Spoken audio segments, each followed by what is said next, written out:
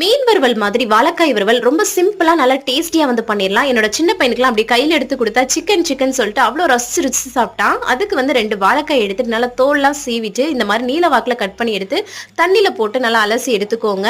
என்னோட அம்மா இந்த மாதிரி தான் வந்து பண்ணி கொடுப்பாங்க. ரொம்ப சிம்பிளா வந்து பண்ணுவாங்க, நல்லா டேஸ்டியா இருக்கும். இப்போ என் அம்மா தான் என் கூட வந்து இல்லை, பட் ரெசிபி வந்து மறக்கவே இல்லை, உங்க கூட வந்து ஷேர் பண்ணிக்கிறேன். ஒரு பேன்ல எண்ணெய் சூடு பண்ணிட்டு சோம்பு வந்து பொரிய விட்டுக்கோங்க. அதுக்கப்புறம் பூண்டு வந்து தோலோட நல்லா தட்டி சேர்த்துட்டு கருவேப்பிலை சேர்த்து நல்லா வந்து மிக்ஸ் பண்ணி விட்டு அந்த பூண்டு வந்து கலர் சேஞ்ச் ஆகி வரணும். அதுக்கப்புறமா நம்ம வந்து பார்த்தீங்கன்னா வாழைக்காயை சேர்த்துட்டு அது ஒரு வதக்கினதுக்கப்புறம் தேவையான உப்பு, வீட்டில் அரைச்ச குழம்பு மிளகாய் தூள் வந்து காரத்துக்கு ஏற்ப சேர்த்து நல்லா இந்த மாதிரி ஸ்லோ ஃப்ளேமில் வச்சு மசாலா நல்லா கோட்டார அளவுக்கு வந்து பார்த்தீங்கன்னா நம்ம வந்து மிக்ஸ் பண்ணி விட்டோம்னா சூப்பராக வந்து வெளியில் கிறிஸ்பியாகவும் உள்ள சாஃப்டாகவும் வாழைக்காய் வறுவல் வந்து ரெடி ஆகிடும். இதில் போட்டிருக்க பூண்டு கூட அவ்வளோ டேஸ்ட்டாக இருக்கும். ட்ரை பண்ணி பாருங்கள்.